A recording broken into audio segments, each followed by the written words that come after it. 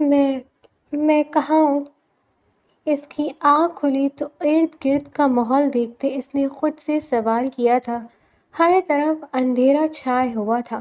اس نے اپنے ہاتھ اٹھانے کی کوشش کی تو پتہ چلا کہ اس کے ہاتھ بندھے ہوئے ہیں۔ وہ ایک کرسی پر بندھی ہوئی تھی۔ وہ تو کالج سے واپسی پر گھر جا رہی تھی اور اسے کوئی اغوا کر لایا تھا۔ ہائے، یہ کون مجھے اغوا کر لایا؟ کہیں مجھے مار ہی نہ دے، ابھی تو میری شادی بھی نہیں ہوئی۔ وہ روان سی ہوتی خود سے بولی تھی، کوئی ہے؟ نکالو مجھے یہاں سے۔ اس نے زور زور سے چلانا شروع کر دیا تھا۔ ابے او، اتنے بہادر ہو تو سامنے آؤ نا میرے، پھر بتاتی ہوں میں ایک کمزور عورت نہیں ہوں۔ لڑکی سے پنگا لیتے ہوئے پھر میں بتاؤں گی تمہیں کہ میں کون ہوں۔ وہ زور زور سے چلاتے ہوئے بول رہی تھی، تبھی باہر سے قدموں کی آواز آئی تو وہ سیدھی ہو کر بیٹھی تھی۔ کچھ دیر بعد دروازہ کھلا تھا اور ایک شخص اندر داخل ہوا تھا۔ آتے ہی اس نے ہاتھ بڑھا کر کمرے کا اکلوتا بلب جلایا تھا۔ روشنی ہوتے ہی سارا منظر واضح ہوا تھا۔ وہ ایک چھوٹا سا کمرہ تھا۔ درمیان میں ایک کرسی پڑی تھی جس پر وہ لڑکی بندھی ہوئی تھی اور سامنے وہ شخص کھڑا تھا۔ تم کون ہو؟ لڑکی نے اس نوجوان کو دیکھتے ہوئے پوچھا تھا، جبکہ اس نوجوان نے کوئی جواب نہیں دیا تھا۔ تمہیں پتہ ہے میں کون ہوں؟ میرے بابا بہت بڑے بزنس مین ہیں، ان کے تعلقات بہت بڑے لوگوں سے ہیں۔ مجھے چھوڑ دو، پکا میں کسی کو تمہارا نہیں بتاؤں گی۔ ایک دفعہ مجھے یہاں سے جانے دو، پھر تم جو چاہو گی میں تمہیں دے دوں گی، پر مجھے یہاں سے جانے دو۔ وہ خوش آمدی انداز اپنا کر بولی تھی، مجھے جو چاہیے ہوگا نا وہ میں چھین لوں گا، تمہیں پریشان ہونے کی ضرورت نہیں ہے۔ کہتے ہی اس شخص نے اس کی کرسی سے دونوں اطراف میں اپنے ہاتھ رکھے تھے۔ اس شخص کو اتنا قریب دیکھ کر اس نے بے ساختہ تھوک نکلا تھا، دیکھو، دور ہو کر بات کرو، تمہیں تو لڑکیوں سے بات کرنے کی تمیز ہی نہیں ہے، اس نے ہکلاتے ہوئے کہا تھا۔ اس کی بات پر وہ شخص پیچھے ہٹ گیا تھا۔ تم ہو کون اور مجھے کیوں اغوا کیا ہے؟ اس کو پیچھے ہوتے دیکھ کر اس کی جان میں جان آئی تھی۔ میں تمہیں جواب دینے کا پابند نہیں ہوں لڑکی، وہ شخص اس کی طرف دیکھے بغیر بولا تھا۔ میرا نام امیمہ ہے، تم مجھے میرے نام سے پکارو، امیمہ نے کہا تھا۔ میں نے پوچھا تم سے تمہارا نام؟ اس شخص نے غصے سے کہا۔ ہاں تو اب تم نے مجھے اغوا کیا ہے تو ہمیں تھوڑا ایک دوسرے کا تعارف بھی تو کروانا ہے نا، اس نے معصومیت سے کہا تھا۔ میں نے تمہیں اس لیے اغوا نہیں کیا کہ یہاں بیٹھ کر تمہارے تعارف سنوں، اس شخص نے غصے سے کہا تھا۔ نہ تم یہ بتا رہی ہو کہ مجھے کس لیے اغوا کیا ہے اور نہ ہی کوئی بات کر رہے ہو، میرے ہاتھ ہی کھول دو، کم از کم ہاتھ ہی سیدھے کر لو، اس نے اسے آخری حد تک عاجز کر دیا تھا۔ میرے خیال سے مجھے یہاں سے جانا چاہیے کیونکہ اگر ادھر آ تو پاگل ہو جاؤں گا، وہ کہتے باہر کی جانب بڑھ گیا تھا۔ ارے ارے، مجھے تو کھول جاؤ، میں کیسے ایسے بندھی رہوں گی، وہ بولتی رہی لیکن وہ انسنی کر کے وہاں سے نکل گیا تھا۔ یہ لو کھانا کھا لو۔ تھوڑی دیر بعد وہ شخص پھر سے کمرے میں آیا تھا اور اس کے سامنے ٹرے رکھی تھی۔ ہاتھ تو کھولو، مجھے واش روم جانا ہے، وہ شرمندگی سے بولی تھی۔ اچھا ٹھیک ہے، لیکن کوئی ہوشیاری نہیں کرنا، اس نے وارن کرتے ہوئے کہا۔ ہاں ہاں، میں کچھ نہیں کروں گی، وہ معصومیت سے بولی تھی۔ اس شخص نے آگے بڑھتے اس کے ہاتھ کھولے تھے۔ واش روم اس طرف ہے، اس شخص نے دروازہ کھولتے ایک طرف اشارہ کیا تھا۔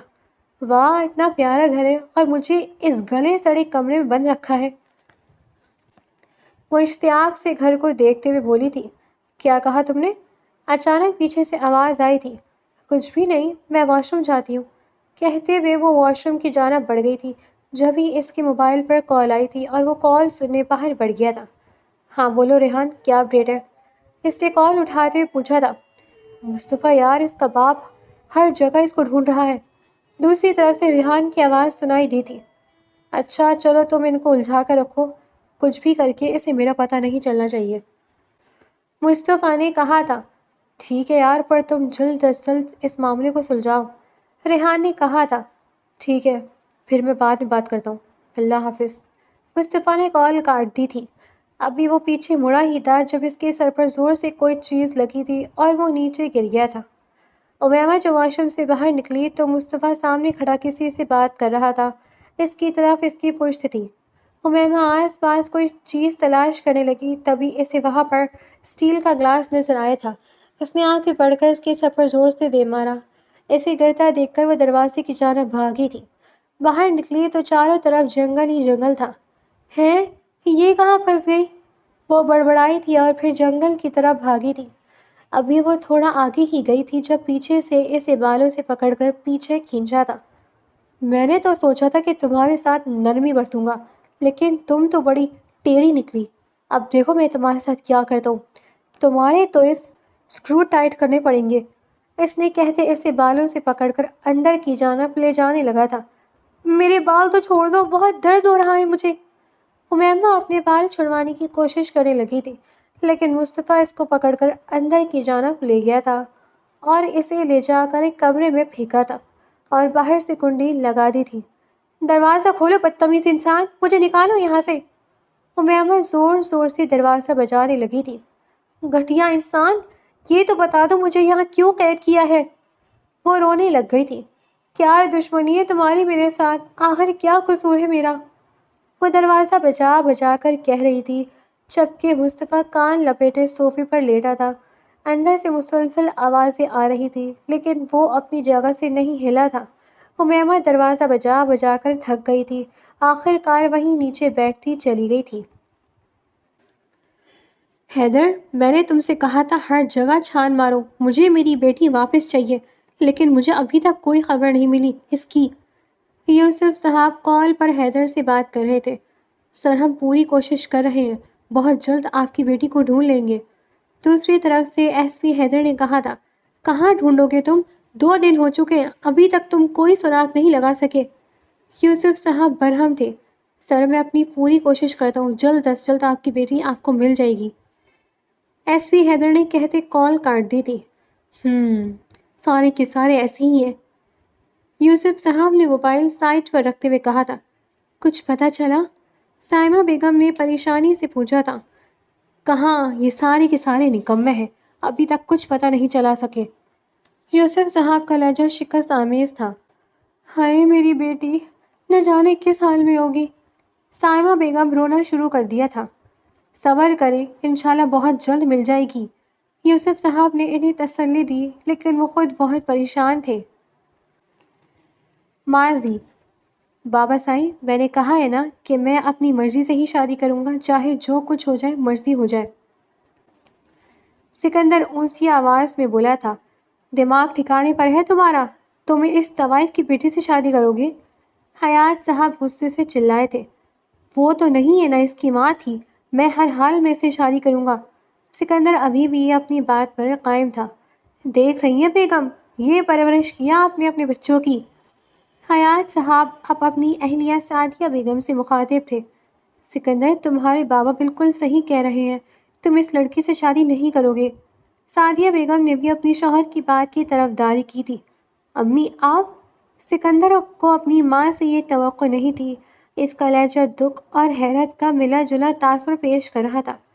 کم از کم آپ تو میری خوشی کی خاطر میرا ساتھ دیتی۔ آپ تو جانتی ہیں نا کہ زویا ان سب باتوں سے پاک ہے جو اس کی ماں سے منسوب کی جاتی ہے۔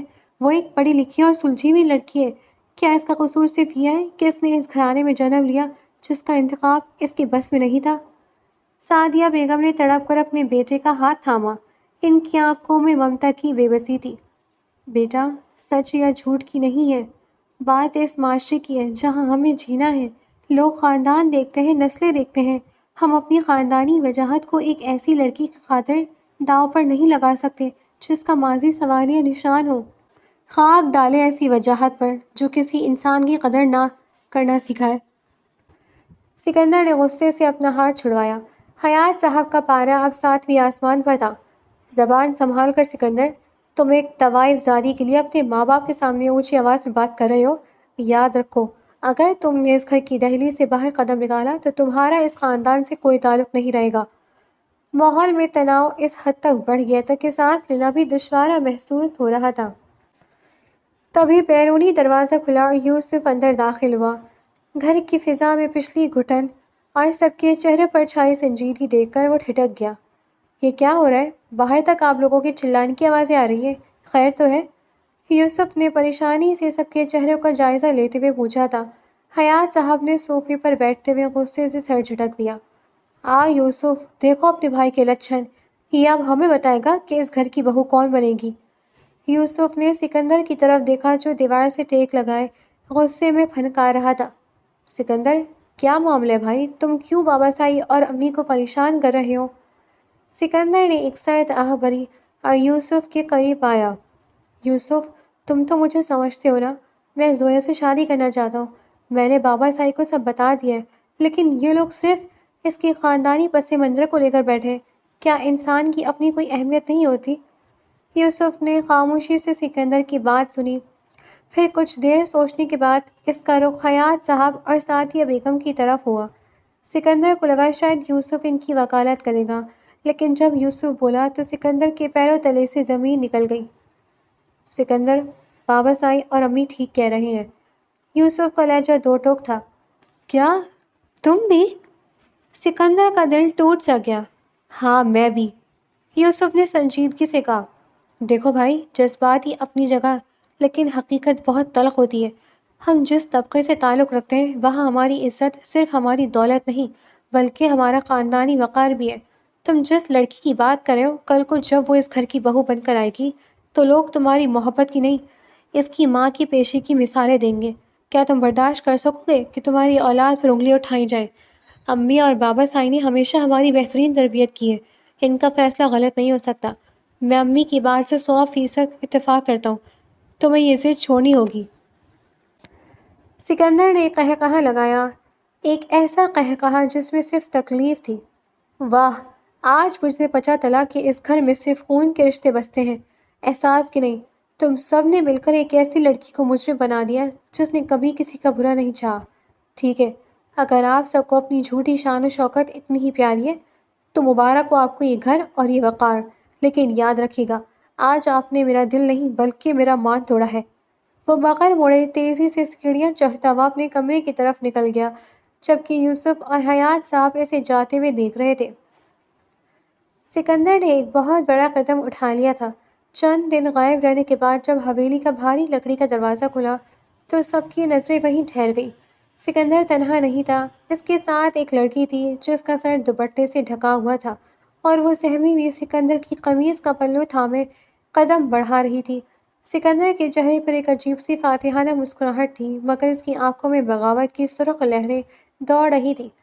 حیات صاحب جو لاؤنج میں بیٹھے اخبار پڑھ رہے تھے، اسے دیکھ کر ساکت رہ گئے۔ سعدیہ بیگم باورچی خانے سے باہر نکلی اور یوسف بھی سیڑھیوں سے اتر رہا تھا کہ سب کے قدم جیسے زمین میں گڑ گئے۔ یہ کیا تماشا ہے سکندر؟ حیات صاحب کی آواز میں گرج تھی۔ سکندر نے زویا کا ہاتھ مضبوطی سے تھاما اور سب کے سامنے آ کھڑا ہوا۔ یہ تماشا نہیں ہے بابا سائی، یہ آپ کی بہو ہے، میں نے زویا سے نکاح کر لیا ہے۔ سعدیہ بیگم کے ہاتھ سے پانی کا گلاس چھوٹ کر فرش پر چکنا چور ہو گیا۔ نکاح؟ تم نے ہم سے پوچھے بغیر ہماری مرضی کے خلاف اس لڑکی کو اس گھر کی زینت بنا لیا؟ ان کی آواز لرز رہی تھی۔ امی، میں نے آپ لوگوں کو بتایا تھا کہ میں زویا کے بغیر نہیں رہ سکتا۔ آپ لوگوں نے میرے پیار کو ٹھکرایا تو مجھے یہ راستہ اختیار کرنا پڑا۔ سکندر نے دو ٹوک جواب دیا۔ یوسف تیزی سے آگے بڑھا اور سکندر کے سامنے آ کر کھڑا ہوا۔ اس کی مٹھیاں بھینچی ہوئی تھیں اور چہرے پر غصے کی لہریں واضح تھیں۔ تمہیں اندازہ بھی ہے تم نے کیا کیا ہے؟ تم نے بابا سائی کی پگڑی اچھال دی ہے سکندر۔ ایک طوائف کی بیٹی کو حویلی کی بہو بنا کر تم نے ثابت کر دیا ہے کہ تمہیں اپنی حوث کے آگے اس خاندان کی عزت کی کوئی پرواہ نہیں ہے۔ زبان سنبھال کر بات کرو یوسف، وہ اب تمہاری بھابھی ہے۔ سکندر غصے سے چلایا۔ کبھی نہیں۔ حیات صاحب اپنی جگہ سے اٹھے، ان کا چہرہ غصے سے تمتما رہا تھا۔ اس لڑکی کا اس حویلی میں کوئی مقام نہیں ہے، نکلو یہاں سے ابھی اور اسی وقت۔ زویا جو اب تک خاموش کھڑی آنسو بہا رہی تھی، سکندر کے پیچھے چھپنے لگی۔ سکندر نے اسے اپنے ساتھ لگایا اور سرد لہجے میں بولا، بابا سائی، یہ حویلی جتنی آپ کی ہے اتنی ہی میری بھی ہے، میں یہاں سے کہیں نہیں جا رہا۔ زویا اسی حویلی میں رہے گی اور اسے وہ مقام ملے گا جو اس گھر کی بہو کا حق ہے۔ یوسف نے حقارت سے زویا کی طرف دیکھا اور پھر اپنے بھائی کی طرف۔ تم نے آج ہمارے درمیان ایک ایسی دیوار کھڑی کر دی ہے جسے تم کبھی گرا نہیں پاؤ گے۔ تم نے اپنی خوشی کے لیے ماں کی ممتا اور بھائی کی مان کا سودا کیا ہے۔ یاد رکھنا سکندر، اس فیصلے کی قیمت بہت بھاری ہوگی۔ فضا میں نفرت کی ایک ایسی لہر دوڑی جس نے بھائیوں کے درمیان محبت کا آخری دھاگا بھی توڑ دیا۔ سکندر زویا کو لے کر اب اوپر کمرے کی طرف بڑھ گیا، جبکہ نیچے کھڑے یوسف اور حیات صاحب کی آنکھوں میں جلتی آگ بتا رہی تھی کہ یہ جنگ ابھی شروع ہوئی ہے۔ حویلی کے در و دیوار اب صرف پتھروں کے نہیں رہے تھے، ان میں خاموش نفرت کی بو رچ بس گئی تھی۔ سائمہ بیگم جو یوسف کی بیگم تھی، ان کا غصہ تو سب سے سوا تھا۔ وہ خود ایک اونچے گھرانے کی بیٹی تھی اور ان کے لیے یہ بات ہضم کرنا ناممکن تھا کہ ایک ایسی لڑکی جس کا حسب نسب مشکوک ہو، ان کے برابر صوفے پر بیٹھی گئی۔ اگلے دن جب زویا کچن میں ناشتہ بنانے کی نیت سے داخل ہوئی تو وہاں پہلے سے موجود سائمہ بیگم نے اسے دیکھتے ہی اپنے تیور بدل لیے۔ زویا نے ڈرتے ڈرتے سلام کیا۔ سلام بھابھی، میں مدد کر دوں؟ سائمہ بیگم نے ہاتھ میں پکڑا چمچ زور سے پتیلی پر مارا اور مڑ کر اسے حقارت سے دیکھا۔ خبردار جو میرے کچن کی کسی چیز کو ہاتھ بھی لگایا۔ ہم خاندانی لوگ ہیں، ہمیں صفائی اور پاکیزگی پسند ہے، تمہارے ہاتھ لگنے سے تو یہاں کی دیواریں بھی ناپاک ہو جائیں گی۔ زویا کی آنکھوں میں آنسو بھر آئے۔ بھابھی، میں نے تو بس… بھابھی مت کہو مجھے۔ سائمہ بیگم دھاڑی۔ تمہاری ہمت کیسے ہوئی مجھ سے رشتہ جوڑنے کی؟ تم اس گھر میں ایک ناجائز بوجھ کی طرح آئی ہو، اور یاد رکھنا میں تمہیں کبھی اس گھر کی بہو تسلیم نہیں کروں گی۔ جا کر اپنے اس کمرے میں دکھ کر بیٹھو جہاں سکندر نے تمہیں چھپا رکھا ہے۔ اسی دوران یوسف بھی وہاں آ پہنچا۔ اس نے سائمہ کو غصہ دیکھا تو اسے رکنے کی بجائے اس کی تائید تھی۔ سائمہ، اسے سمجھا دو کہ یہ حویلی ہے، کوئی بازار نہیں، یہاں کے قاعدے قانون الگ ہیں۔ یوسف نے زویا کی طرف دیکھے بنا گوارا نہ کیا۔ زویا روتی ہوئی باہر بھاگی تو سامنے سے سکندر آ رہا تھا۔ اسے روتا دیکھ کر سکندر کا خون کھول اٹھا۔ کیا ہوا زویا، تم رو کیوں رہی ہو؟ سکندر، مجھے یہاں سے لے چلے، کوئی بھی مجھے پسند نہیں کرتا، بھابھی تو مجھے چھونے تک نہیں دے رہی، زویا نے سسکیاں بھرتے کہا۔ سکندر اسے لے کر دوبارہ کچن کی طرف بڑھا جہاں یوسف اور سائمہ کھڑے تھے۔ یوسف، سائمہ بھابھی، یہ کیا طریقہ ہے؟ زویا اس گھر کی فرد ہے، اسے اس طرح ذلیل کرنا بند کریں۔ سائمہ بیگم نے طنزیہ ہنستے ہوئے کہا۔ فرد؟ سکندر، تم شاید بھول رہے ہو کہ خون اور پانی میں فرق ہوتا ہے۔ تم نے ایک کچرے کو اٹھا کر سر پر بٹھا لیا تو اس کا مطلب یہ نہیں کہ ہم بھی اسے سر پر بٹھائیں۔ میرے لیے یہ لڑکی اس حویلی کی ملازمت سے بھی بدتر ہے۔ یوسف نے سائمہ کے کندھے پر ہاتھ رکھا اور سکندر سے مخاطب ہوا۔ سکندر، سائمہ بالکل ٹھیک کہہ رہی ہے، تم نے اپنی ضد پوری کر لی، اب ہمارے صبر کا امتحان مت لو۔ اگر تم اسے یہاں رکھنا چاہتے ہو تو اس سے کہو کہ ہماری نظروں سے دور رہے، میری بیوی کا وقار اس لڑکی کے سائے سے بھی بلند ہے۔ سکندر نے مٹھیاں بھیج لی، اسے سمجھ آ گئی تھی کہ اب اس حویلی میں سکون کبھی نہیں لوٹے گا۔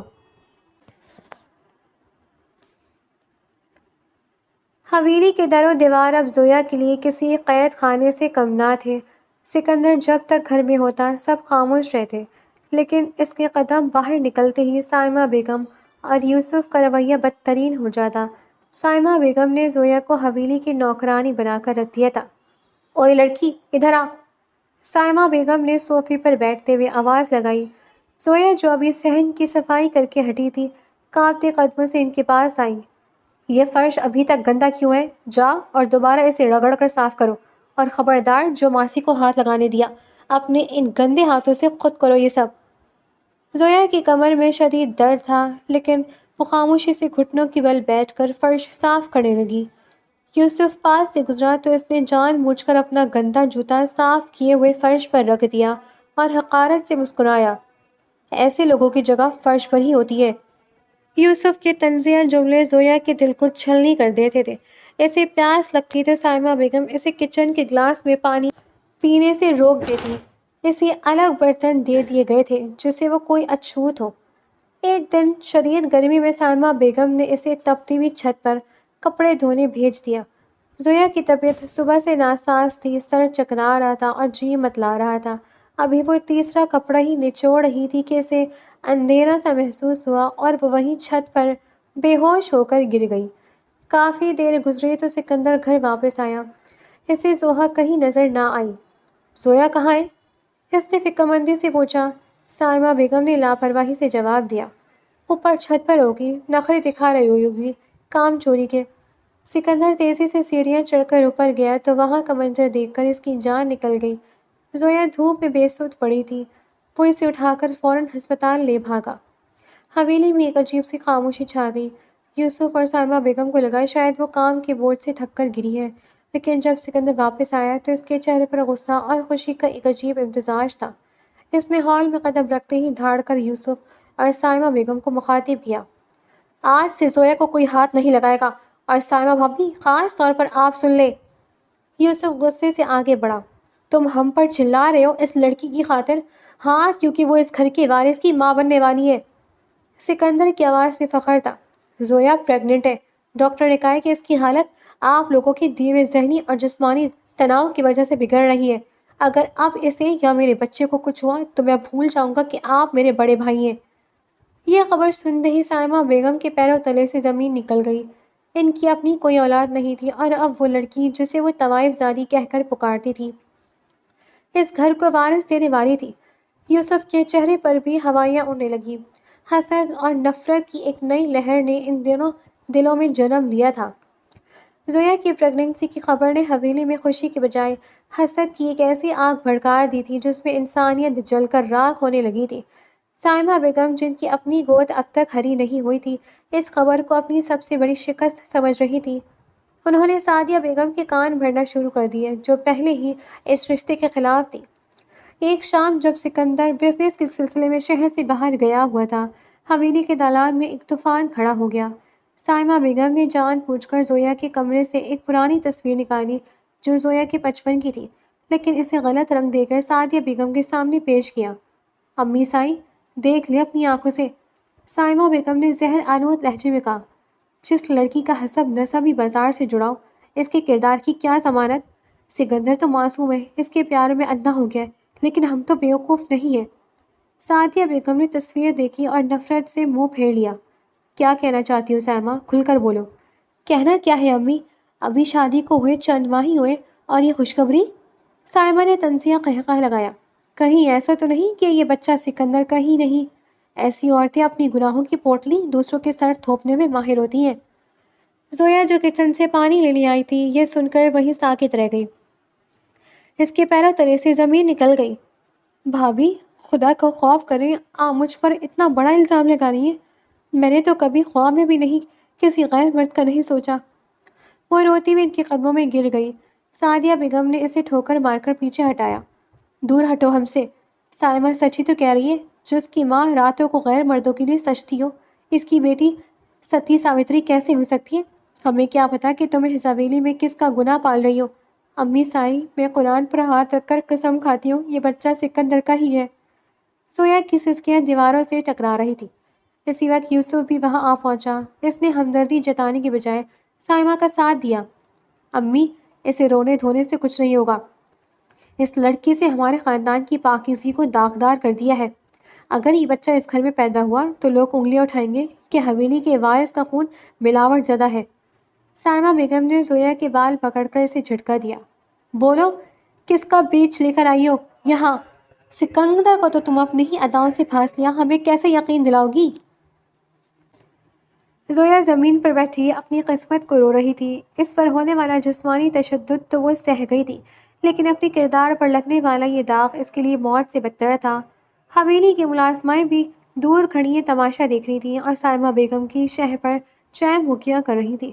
وہ رات زویا نے بھوکے پیاسے اندھیرے کمرے میں گزاری۔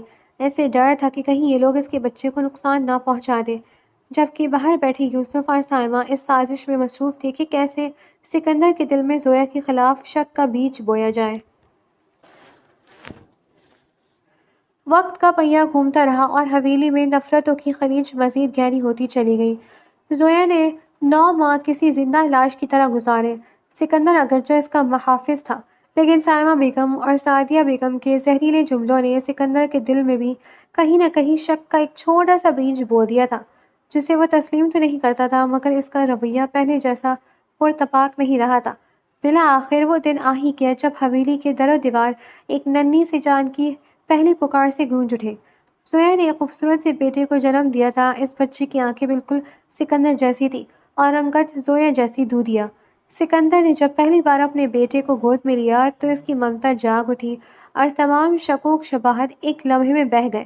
اس نے جھک کر بچے کے ماتھے پر بوسہ دیا اور بھرائی ہوئی آواز میں بولا، اس کا نام مصطفیٰ ہوگا، مصطفیٰ سکندر حیات۔ نام کا اعلان ہوتے ہی حویلی میں ایک سناٹا چھا گیا۔ سائمہ بیگم جو دور کھڑی حقارت سے یہ منظر دیکھ رہی تھی، ان کا چہرہ غصے سے نیلا پڑ گیا۔ مصطفیٰ، برگزیدہ نام رکھا اس لڑکی کے بیٹے کا۔ سکندر، تم شاید بھول رہے ہو کہ اس بچے کی رگوں میں کس کا خون شامل ہے۔ انہوں نے دبی آواز میں یوسف سے کہا۔ یوسف نے بھی سرد نظروں سے اس ننھے وجود کو دیکھا جو بے خبری میں ہاتھ پاؤں مار رہا تھا۔ نام رکھ لینے سے اصل نہیں بدل جاتی سائمہ۔ یہ بچہ اس حویلی کا وارث تو کہلائے گا، مگر اسے وہ عزت کبھی نہیں ملے گی جو ایک خاندانی بچے کا حق ہوتی ہے۔ سعدیہ بیگم نے بھی پوتے کو گود میں لینے سے انکار کر دیا تھا۔ لے جاؤ اسے میری نظروں سے دور، مجھے اس میں اس کی نانی کی جھلک نظر آتی ہے۔ ان کے اس جملے نے زویا کے دل پر ایک اور نشتر چلا دیا جو ابھی زچگی کی تکلیف سے پوری طرح ابھری بھی نہیں تھی۔ مصطفیٰ کے آنے سے حویلی میں خوشیاں نہیں بلکہ رقابت کی ایک نئی لہر دوڑ گئی تھی۔ سائمہ بیگم نے تہیہ کر لیا تھا کہ وہ اس بچے کو قدم قدم پر یہ احساس دلائیں گی کہ وہ اس گھر کا حصہ ہوتے ہوئے بھی اجنبی ہے۔ زویا نے اپنے بیٹے کو سینے سے لگاتے ہوئے آہستہ سے اس کے کان میں سرگوشی کی، میرے مصطفیٰ، تمہیں بہت مضبوط بننا ہوگا۔ اس حویلی کی دیواریں بہت بے رحم ہیں، یہاں تمہیں قدم قدم پر اپنی پہچان کی جنگ لڑنی پڑے گی۔ مصطفیٰ کی پیدائش نے سکندر اور یوسف کے درمیان دشمنی کی دیوار کو مستقل کر دیا تھا، کیونکہ اب وراثت کا ایک نیا دعوے دار میدان میں آ چکا تھا۔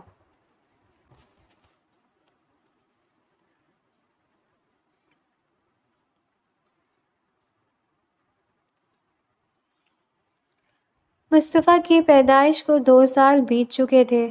ان 2 سالوں میں حویلی کا نقشہ ہی بدل گیا تھا۔ زویا نے خود کو ایک کمرے تک محدود کر لیا تھا جہاں وہ اپنے بیٹے کی پرورش خاموشی سے کر رہی تھی۔ مصطفیٰ اب تھوڑا تھوڑا بولنے اور گھٹنوں کے بل چلنے لگا تھا، لیکن حویلی کے باقی افراد کے لیے وہ اب بھی ایک ناپسندیدہ وجود ہی تھا۔ تبھی قدرت نے ایک نیا موڑ لیا۔ سائمہ بیگم جو برسوں سے اولاد کی نعمت کے لیے ترس رہی تھی اور اسی حسد میں زویا پر ظلم اٹھاتی تھی، ان کے آنگن میں بھی باہر آنے کی خبر ملی۔ پورے 2 سال بعد سائمہ بیگم کو خوشخبری نے حویلی میں جیسے جان ڈال دی تھی۔ یوسف صاحب کی خوشی کا ٹھکانہ ہی نہ تھا۔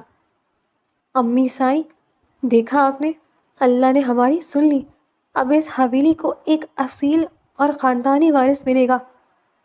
یوسف نے سکندر اور مصطفیٰ کی طرف اشارہ کرتے ہوئے تنزن کہا۔ سعدیہ بیگم نے سائمہ کے صدقے وارے لیے۔ زویا کو تو جیسے سب بھول ہی گئے تھے۔ 9 ماہ بعد حویلی ایک بار پھر خوشیوں سے گونج اٹھی، لیکن اس بار کسی نے ناک نہیں چڑھائی بلکہ مٹھائیاں بانٹی گئیں۔ سائمہ بیگم نے ایک نہایت خوبصورت بیٹی کو جنم دیا تھا۔ پوری حویلی کو چراغاں کیا گیا۔ یوسف صاحب نے اپنی بیٹی کو سینے سے لگایا اور بڑے فخر سے اعلان کیا، اس کا نام امیمہ ہوگا، امیمہ یوسف حیات۔ امیمہ کی پیدائش پر سائمہ بیگم کے تیور مزید بدل گئے۔ اب وہ خود کو حویلی کی اصل ملکہ سمجھنے لگی تھی۔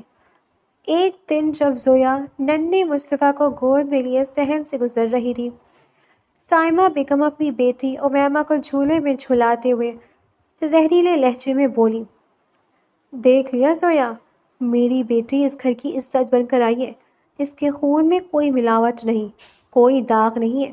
تمہارا بیٹا تو بس ایک سائے کی طرح یہاں پلے گا، لیکن راج تو میری امیمہ ہی کرے گی۔ ننھا مصطفیٰ جو ابھی صرف 2 سال کا تھا، اپنی معصوم آنکھوں سے یہ سب دیکھ رہا تھا۔ اسے نہیں معلوم تھا کہ جس امیمہ کا نام آج اتنے فخر سے لیا جا رہا ہے، ایک دن وہی اس کے انتقام کی آگ کا ایندھن بنے گی۔ یوسف اور سائمہ نے امیمہ کو پلکوں پر بٹھایا، جبکہ مصطفیٰ کو ہر موڑ پر یہ احساس دلایا گیا کہ وہ ان کے برابر نہیں ہے۔ یہی وہ نفرت تھی جو بچوں کے لاشعوری میں جڑیں پکڑ رہی تھی اور جسے برسوں بعد ایک بڑے طوفان کی شکل اختیار کرنی تھی۔ حویلی کے صحن میں وقت کے ساتھ ساتھ خوشیوں اور نفرتوں کے معیار بدل گئے تھے۔ امیمہ اور مصطفیٰ اب ساتھ ساتھ بڑے ہو رہے تھے، لیکن ان دونوں کے درمیان کھینچی گئی لکیریں اتنی گہری تھیں کہ اسے مٹانا ناممکن تھا۔ امیمہ پورے گھر کی آنکھ کا تارا بن چکی تھی۔ وہ جیسے ہی کمرے سے باہر قدم رکھتی، حیات صاحب اسے اپنی گود میں بٹھا لیتے اور ڈھیروں دعائیں دیتے۔ میری شہزادی آئی ہے، حویلی کی رونق، وہ فخر سے کہتے۔ سائمہ بیگم اسے نئے نئے ریشمی جوڑے پہناتی اور اس کی بلائیں لیتی۔ یوسف صاحب تو اپنی بیٹی کے لیے شہر سے روزانہ کھلونے اور مٹھائی لاتے، گویا حویلی میں صرف ایک ہی بچہ پل رہا ہو۔ دوسری طرف ننھا مصطفیٰ تھا جو دور کھڑا حسرت بھری نظروں سے یہ سب دیکھتا۔ جب وہ کبھی حیات صاحب کے پاس جانے کی کوشش کرتا تو وہ اسے جھڑک دیتے، جاؤ یہاں سے، شور مت مچاؤ، دیکھو امیمہ سو رہی ہے۔ ایک دن امیمہ اور مصطفیٰ صحن میں کھیل رہے تھے۔ امیمہ کے ہاتھ میں ایک خوبصورت گڑیا تھی جو یوسف صاحب نے اسے دبئی سے لا کر دی تھی۔ مصطفیٰ نے معصومیت سے اس گڑیا کو چھونے کی کوشش کی تو امیمہ نے چیخنا شروع کر دیا۔ سعدیہ بیگم اور سائمہ بیگم دوڑی چلی آئیں۔ سائمہ بیگم نے بغیر کچھ پوچھے مصطفیٰ کو زور سے دھکا دیا، جس سے وہ پتھریلے فرش پر جا گرا اور اس کے گھٹنوں سے خون نکلنے لگا۔ تمہاری ہمت کیسے ہوئی میری بیٹی کو چیز کی ہاتھ لگانے کی؟ سائمہ بیگم غرائیں، تمہاری اوقات کیا ہے جو تم امیمہ کی برابری کرو گے؟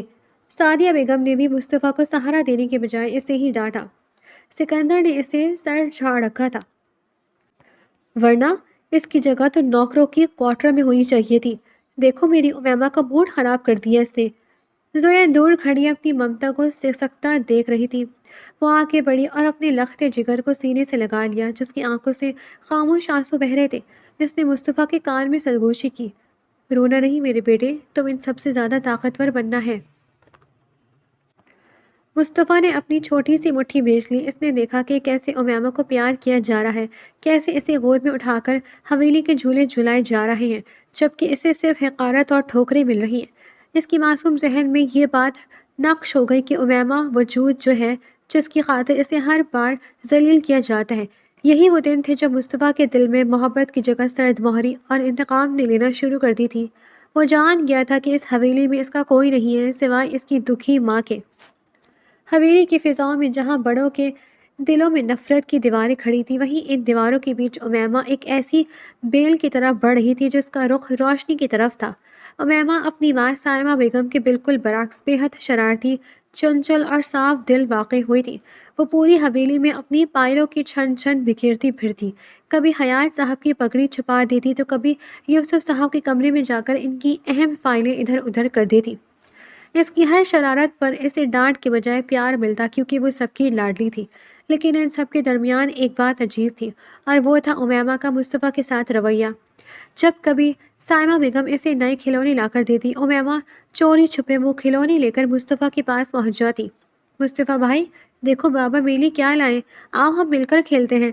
وہ اپنی معصومیت سے اسے پکارتی۔ مصطفیٰ جسے گھر بھر کی ٹھوکریں مل رہی تھیں شروع میں اس سے دور بھاگتا، اسے ڈر لگتا کہ کہیں سائمہ بیگم دیکھ نہ لے اور اسے پھر سے مارنا پڑے، لیکن امیمہ باز نہ آتی۔ ارے آؤ نا، کوئی نہیں دیکھ رہا، امی تو سو رہی ہیں، وہ شرارت سے آنکھ مار کر کہتی اور زبردستی اس کا ہاتھ پکڑ کر اسے اپنے ساتھ بٹھا لیتی۔ ایک بار سائمہ بیگم نے امیمہ کو مصطفیٰ کے ساتھ کھیلتے دیکھ لیا تو ان کا پارا چڑھ گیا۔ امیمہ ادھر آؤ، تمہیں کتنی بار منع کیا ہے کہ اس لڑکی کے پاس مت جایا کرو، یہ تمہارے برابر کا نہیں ہے۔ امیمہ نے معصومیت سے اپنی ماں کی طرف دیکھا۔ کیوں امی، مصطفیٰ بھائی تو اتنے اچھے ہیں، یہ مجھے اپنی کہانیاں سناتے ہیں اور میری گڑیا بھی ٹھیک کر دیتے ہیں، آپ انہیں کیوں ڈانٹتی ہیں؟ سائمہ بیگم کے پاس اس کی معصومیت کا کوئی جواب نہ ہوتا، وہ بس غصے سے پیر پٹکتی چلی جاتی۔ مصطفیٰ کے لیے امیمہ اس اندھیری حویلی میں روشنی کی واحد کرن تھی۔ جہاں سب اسے حقارت سے دیکھتے، وہاں امیمہ کا بھائی کہہ کر پکارنا اس کے زخموں پر مرہم رکھتا تھا۔ وہ اپنی پاکٹ منی سے لائی ہوئی چاکلیٹ کا آدھا حصہ ہمیشہ مصطفیٰ کے لیے بچا کر رکھتی۔ مصطفیٰ بھائی، جب میں بڑی ہو جاؤں گی نا تو میں آپ کو اپنی بڑی والی گڑیا میں گھمانے لے جاؤں گی۔ وہ اکثر اسے کہتی۔ مصطفیٰ خاموشی سے اسے دیکھتا رہتا۔ اسے امیمہ سے کوئی شکایت نہیں تھی، بلکہ وہ تو اسے اس نفرت زدہ ماحول کا حصہ سمجھتا ہی نہیں تھا، لیکن اس کے دل میں یہ بات بیٹھ چکی تھی کہ امیمہ کو ملنے والی ہر خوشی دراصل اس کی ماں اور اس کا حق چھین کر دی جا رہی ہے۔ وہ امیمہ سے محبت تو کرتا تھا، مگر اس کے والدین کے ظلم نے اس محبت کے گرد انتقام کی ایک باڑ لگا دی تھی۔ حویلی کی فضاؤں میں ابھی امیمہ کی قہقہوں کی گونج تھی، نہ تھی کہ ایک ایسی خبر آئی جس نے سب کچھ اجاڑ کر رکھ دیا۔ وہ منحوس شام جس کا سورج حویلی کے لیے ماتم کے لیے طلوع ہوا تھا، سکندر صاحب جو زویا اور مصطفیٰ کے لیے ایک مضبوط ڈھال کی طرح کھڑے تھے، اچانک دل کا دورہ پڑنے سے خالق حقیقی سے جا ملے۔ وہ شخص جو اپنی محبت کی خاطر پوری دنیا سے لڑ گیا تھا، آج خاموشی سے آنکھیں موندے سفید چادر تلے لیٹا تھا۔ حویلی میں کہرام مچ گیا، لیکن اس کہرام میں بھی فرق تھا۔ یوسف صاحب اور حیات صاحب کی آنکھوں میں بھی دکھ تو تھا، مگر زویا کی دنیا تو اجڑ چکی تھی۔ وہ دیوانہ وار سکندر کے سرہانے بیٹھی ان کا ہاتھ تھامے ہچکیاں لے رہی تھی۔ سکندر اٹھے نا، دیکھیں آپ کا مصطفیٰ پکار رہا ہے آپ کو۔ آپ نے تو کہا تھا کہ آپ ہمیں کبھی تنہا نہیں چھوڑیں گے۔ زویا کی آواز گلے میں پھنس رہی تھی۔ آپ کون ہیں ہمیں اس بے رحم حویلی کے تانوں سے بچائے گا؟ سکندر خدا کی لیے آنکھیں کھولے۔ ننھا مصطفیٰ جو ابھی یہ سمجھنے سے قاصر تھا کہ موت کیا ہوتی ہے، اپنی ماں کا دامن تھامے حیرت سے سب کو دیکھ رہا تھا۔ وہ کبھی اپنی روتی ہوئی ماں کو دیکھتا اور کبھی اپنے ساکت پڑے باپ کو۔ اس نے آگے بڑھ کر سکندر کے ہاتھ کو ہلایا۔ بابا سائیں اٹھے نا، مجھے بھوک لگی ہے۔ مصطفیٰ کی معصوم پکار نے وہاں موجود پھرتر دلوں کو بھی ایک پل کے لیے ہلا کر رکھ دیا۔ سائمہ بیگم اور سعدیہ بیگم دور کھڑی رو تو رہی تھی، مگر ان کی آنکھوں میں زویا کے لیے ہمدردی کا ایک قطرہ بھی نہیں تھا۔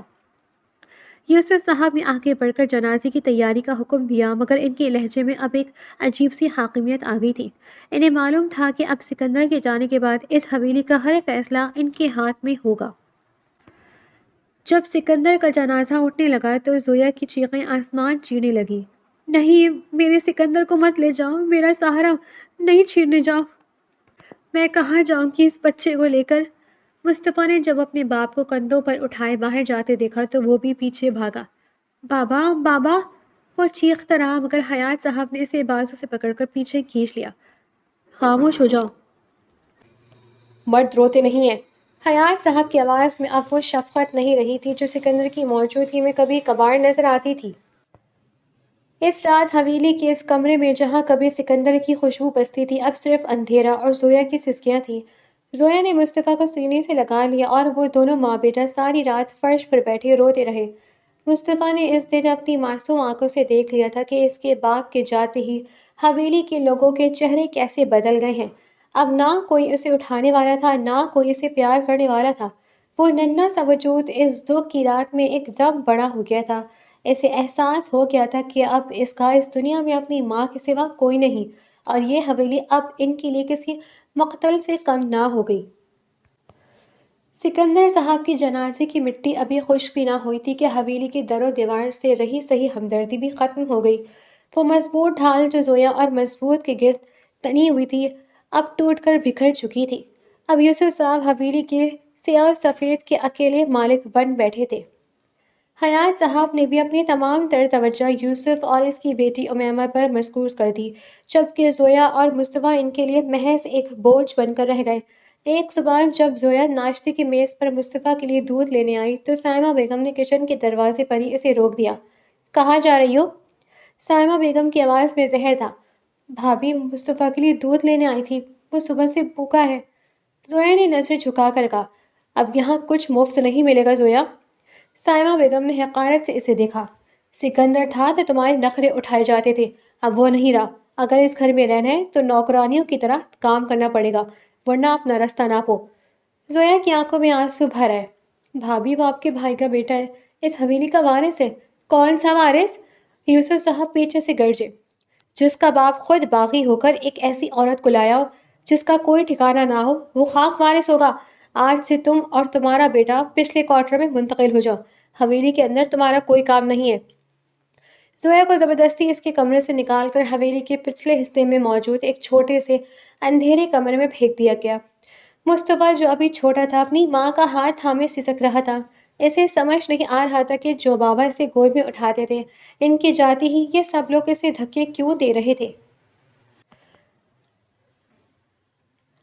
امیمہ جو اب تھوڑی بڑی ہو رہی تھی دور کھڑی یہ سب دیکھتی اور اس کی آنکھوں میں دکھ ہوتا۔ وہ کبھی کبھار چھپ کر مصطفیٰ کے لیے کھانے کی چیزیں لے آتی لیکن سائمہ بیگم اسے دیکھ لیتی تو اسے بھی سخت سزا دیتی۔ امیمہ اس اچھوت کے پاس مت جاؤ، یہ منحوس ہے، اس کے آتے میرا بھائی مر گیا۔ سائمہ بیگم امیمہ کو گھسیٹ کر اندر لے جاتی۔ مصطفیٰ نے دیکھا کہ کیسے امیمہ کو ریشمی بستروں پر سلایا جاتا، اسے بہترین کھانا دیا جاتا جبکہ اسے اور اس کی ماں کو بچا کچا کھانا نصیب ہوتا۔ حیات صاحب نے مصطفیٰ کو اسکول بھیجنے سے بھی انکار کر دیا۔ اسے پڑھا کر کیا کرنا ہے، یہ تو کل کو حویلی کی رکھوالی کرے گا۔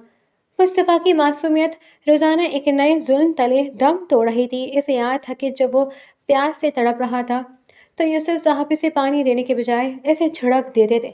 وہ نفرت جو کبھی دبی دبی تھی اب کھلم کھلا ظلم کی صورت اختیار کر چکی تھی۔ زویا راتوں کو مصطفیٰ کو سینے سے لگا کر روتی اور کہتی، بیٹا صبر کرو، اللہ دیکھ رہا ہے۔ لیکن مصطفیٰ کی آنکھوں میں اب آنسو نہیں بلکہ ایک ٹھنڈی آنکھ جلنے لگی تھی۔ وہ دیکھ رہا تھا کہ اس کی ماں کیسے ان لوگوں کے کپڑے دھوتی ہے، کیسے ان کے برتن صاف کرتی ہے اور بدلے میں اسے صرف طعنے اور گالیاں ملتی ہیں۔ اس نے تہیہ کر لیا تھا کہ وہ ایک دن اس حویلی کی اینٹ سے اینٹ بجا دے گا اور ان سب کو ان کے اوقات یاد دلائے گا۔